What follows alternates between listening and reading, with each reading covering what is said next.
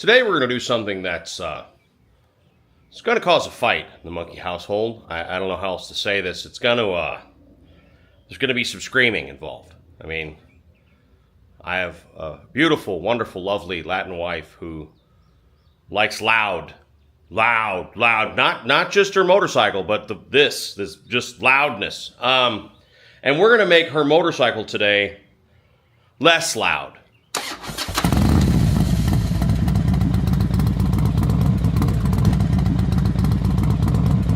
You heard me right. If you know anything about Mrs. Monkey, you know that her bike in a pack is always the loudest motorcycle in the pack. I'm not exaggerating. Like, even my buddies who are like 1 3/4 drags ride behind the wife's Road Glide and go, can't do it anymore. She's got to be at the back of the pack. That hurts. You know, and my teeth are rattling going on the road. And what she has is a 2020, I think 22, it could be 23. I don't know. A Road Glide special that we have since torn apart and changed completely. So whatever it was, it doesn't matter anymore. It's now a different motorcycle. But it is a Milwaukee 8 modern, not the newest generation right before, Road Glide. And she is running 114 cubic inch motor. Displacement has not been changed, but it does have an S&S 475 cam, Tab Performance 2-in-2 head pipes, and Tab Performance 4-inch BAM sticks with Zombie Baffles. Pretty much as loud as you can get. I mean, I can't think of a way to make it louder than Zombie Baffles on a 2-in-2 straight pipe, head pipe, and then a big-ass cam. That's like the magic recipe for headache for everyone behind you. But anyway, she loves loud. And there's a really, really old argument. It's not new, and I am in no way qualified to put this argument to bed, but I'll weigh in because the internet loves an unqualified opinion. But, yeah, I said it. So, I hear all the time, loud doesn't equal power. And I know that to be true. It's not a huge thing, but when you go as loud as you possibly can, you typically are sacrificing a little bit. It's a very small amount. Can you tell on a dyno? Sure. I'm sure that those guys who chase numbers will see 1 less horsepower and 2 less torques. But your butt, the most powerful instrument you have, your butt dyno, won't be able to tell a difference. I truly believe that. I've run performance perfect exhausts that are made for maximum numbers, and I've run loudest pipes, and I can't feel it. Like, I'm like, oh, it's loud now. It's what I prefer. But there is something in between. So companies have been chasing this forever. It's not as loud and fast. And I think that Tab probably has cracked it. They have a new exhaust called the Redline. There's a couple different options. So there is a Redline head pipe and muffler. There's a Redline 2-in-1. This is their efforts to be as loud as you can while still preserving maximum numbers. They came out really recently. It's a pretty new product. I'm running 2 of them? Yeah. So on my tricked out Green Machine, Advan Black front to back Boy Racer performance bagger here, we're running a black 2-in-1 Redline pipe. Still pretty loud, and I'll start my Street Glide. It's the same pipe. And then my 2024 Street Glide, that is, of course, the 117 with a... What cam did I put in that thing? Not the Redshift. That is a Redshift 472 cam. Fueling. This is a Fueling Reaper 472 cam. And then the Chrome 2-in-1 head pipe. So pretty similar. I mean, 117 to 117. This is just the newer, higher output 117 on the 24 bikes, and a very similar cam. So let me move all this stuff out of the way, and we'll do a little sound comparison. So let's do a comparison of 2 horribly filthy, embarrassingly dirty motorcycles. So I just got these out of my RV yesterday. They've been there for about 2 weeks. This is Daytona dirt. There you go. That's Cackleberry left over.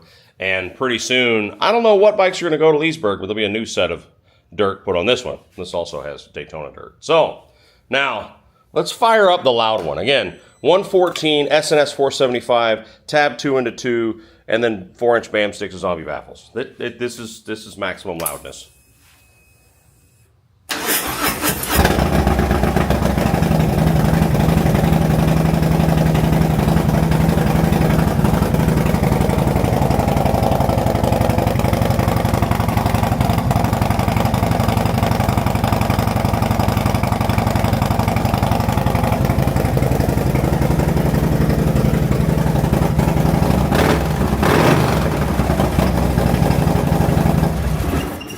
Yeah, so maximum loudness. This 117, so a little more displacement, higher output, 472 cam, and the 2-in-1 Redline. Hang on, let me make sure the stereo is working.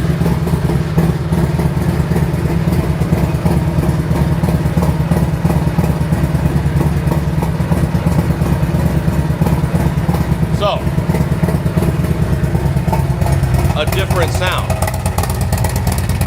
At idle, not nearly as much crack as this guy's got, you know, just at idle. Now under load though, I think you still got all the noise. That's hard to simulate in the garage.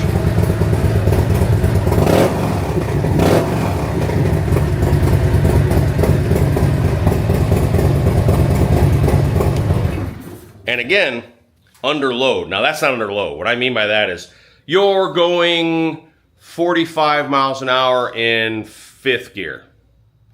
Roll on the throttle. That's what I mean by under load. When she's digging out of a hole, that's when this pipe gets really loud, and I think equal to this one. Now, the old argument about power versus loud, there's dudes that'll say like, you know, no back pressure. And again, I'm not qualified. This is just what I have heard, okay? So, no back pressure is best. Back pressure is bad. Da da da da. And the other guys go, well, you need a little bit. The only thing I would say is this. If zero back pressure is good, then why has it forever been common knowledge that 1 3/4 drag pipes are like the worst thing you can run on your bike? In the old days, on Evos, on high output Evos, if you ran a super trap, or you ran a, you know, some sort of 2-into-1, because if you had zero back pressure, 1 3/4 drags, they actually called it drag lag, because you don't have some back pressure. So again, just putting out what I have heard. And I'm sure someone out there is going to be yelling, even though they don't know probably what the hell they're talking about. But zero back pressure, from what I understand, is not good. So a little bit is good, and zero back pressure means loudness. You get the connection there. So a little bit of resistance is not going to be as loud, but it's going to get you a little better numbers. Okay, so what we're going to do is we're going to pull off the BAM sticks. We're going to put on some Redline Chrome, brand new pipes they just came out with. Same size. They're going to look almost exactly the same, but they are going to have a little less crack to them. But we should feel a little bit in the butt dyno. I just did a Dennis Kirk tech tip on this. You should never pay someone to change slip-ons. Like, I'm telling you, like, you can be sitting here going, God love them, I have friends that are like, I can't turn a screwdriver. No, like, you can do this. Like, it doesn't even take much in the way of tools. You've got, on each side, that hanger there, you got 1/2-inch bolts. A wrench, socket, whatever. Takes those out, okay? And then on the clamp on this side, on the Milwaukee 8's different than twin cam. I believe that's a 5/8 socket to loosen that clamp, and then you just wiggle it around, slip it off. On the other side, I believe it's a 9/16. On a Milwaukee 8, that one's bigger than that one, so there's actually there's a difference. So underneath all the shielding and all that stuff, these pipes are not the same inside. That's a bigger pipe. You might be able to see easily. See how that inlet there, that size, versus that size. See? So the pipe is smaller on the left side. The reason why is it's kind of a 2-into-1 with just an offshoot, and not much comes out of that pipe unless you're really in it, which is why that pipe is dirtier, believe it or not. There's more pressure blowing all the soot and nast out of there, but on this guy, it slows down and gives it time to stick. So that left pipe is typically dirtier than the right. All right, so the bike is filthy. We'll take care of that later, but we're gonna take 2 bolts out of either side, loosen those clamps, slip those guys off, throw on the new ones, and we're done. It's really that simple. Remember, boys and girls, be better than me. So you do not take a power ratchet, put it on there and just go. You want to loosen it, and then just use the ratchet to make up the difference. So I'm just going to go loosen manually, right? You see these are not even on there very tight. I can do it with one hand. And then power ratchet the rest of the way. But do not just get on there and hit it, because what you can do is, on the top hanger, there are captive nuts. I'll just fall on the floor. That are part of the muffler. And if you just put that on there, as much torque as this DeWalt has, for example, it'll snap that captive nut off there. It's just tack welds holding it on. So loosen it by hand, and then take up the slack the rest of the way with that. All right, and then we'll just loosen these 2 clamps, and that's it. We're just gonna pull these off, see what they sound like. Well, that's not gonna go well. She just pulled in and caught me in the garage with her mufflers off. I don't know how I thought this was gonna go, because she notices details and the mufflers will be clean, but I'll tell them they're louder, and just she'll know I'm lying soon. Storm started, so we're not going to be able to do a test run, but we'll hear it. My wife just said, "What are you doing?" And I said, "Oh, I got new mufflers for your bike. They're the new Redline ones, so it'll have a little more horsepower. It's not going to be quite as loud, but it's going to be, you know, more powerful." And she said, "Oh, okay, cool. That'll be fun for Leesburg." And I've never been so scared in my entire life, because I know for a fact she does not think that it's cool to not be as loud. And so I think she's lulling me into a false sense of security. So if I disappear in the next few days, she did it. All right, well, let me put the bags back on, and then we'll do that. These are real pretty pipes. I'll show you that real quick. I mean, they're the same shape generally. Are those 4.5s and those are 4s? I'm not sure. But the tips are really nice. So they have this nice machining to them and stuff. So, a quick tip. If you're having trouble with your spacing, they do sell, brackets for sliding it back and forth. But a lot of the time, you just turn the pipe. So before you tighten the clamp up there, you turn it on that clamp, and that'll make it hang out or in. So just twist them a bit, get them where you want them. What I do is do a finger test, so up to my second knuckle, too many jokes, and then tighten them down. So they should be right on, and then you look down to go, use your fingers as a gauge, and there you go. So they should be on right. Let me throw the bags on. Now it's raining. That's raining hard. Awesome, Florida. I got aquatic for a moment there. Got a little wet. All right. Florida rain, man, comes on short, and one time my dad rode home to his place and called me. He goes, I think I was in Nam for a minute there. It was raining so hard. Tropics. All right, so let's fire up. All right, don't pay attention to body parts laying across motorcycles. It's safe. It's not touching anything. I learned that a long time ago. Road glide fairing, sideways over a bike, if you got leather and vinyl and stuff on it, that's actually one of the safest places to put that thing. All right. Let's see what these sound like. Oh no, that's still really loud.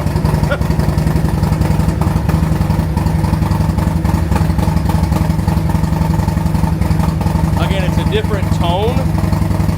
Zombie Baffles are very, very sharp, but that's still really loud.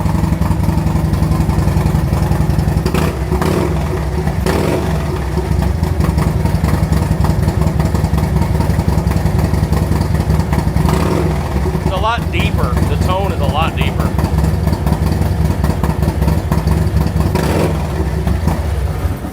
So yeah, there you go. It's different. It's really different, but it's not quieter. It's just a much deeper tone, and there's not as much sharp edge on the sound. I can't describe it other than that. There's a real sharp crack to the Zombie Baffles, which maybe that's your thing. And real quick, I'm not on here telling you now, throw away your zombies and buy Redlines. That's not at all what I'm doing. I'm just saying there's options now. That's what I do on this channel, is be there's other things out there you might want to try. So if you got zombies and are happy with them, leave them. If you're a number chaser and somebody's always told, well, you have to go this pipe or that pipe if you're chasing maximum numbers in the dyno, that whatever they told you is not true anymore, because now the Redline is a total option. So if you are somebody who's chasing numbers, there's a 2-into-1 option, full length. There's now a head pipe and slip-ons if you want duals. There's a tab option if you're a number chaser. I guess it's that sharpness that, might be lose a horse. I don't care, personally. I still have zombies on my Road King, and will continue to. So I won't be putting Redlines on it, because I like loud. I like that sharp crack, the absolute maximum obnoxiousness. The bike's obnoxious, so I'm sticking with it. But, no, a question that I'm going to get before, you'll see it in the comment section if people don't pay attention. Do you have to retune now? I mean, I'm not gonna. You know what I mean? This bike was tuned on a dyno by Billy at Alligator Rally using a Power Vision. These bikes, I think they adjust 10%, something like that.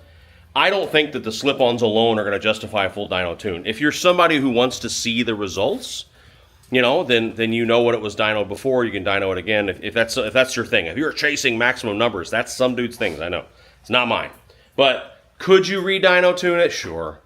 Am I going to? Hell no. It's $350, I think, just in labor to put a bike on a dyno. I'm not doing that. So anyway, you want an option, maximum numbers, Redline. You want loud, cracky, crazy, obnoxious exhaust, then still the tab zombies. So, all right. Love you all to death. Take care of each other. We'll talk soon. Bye.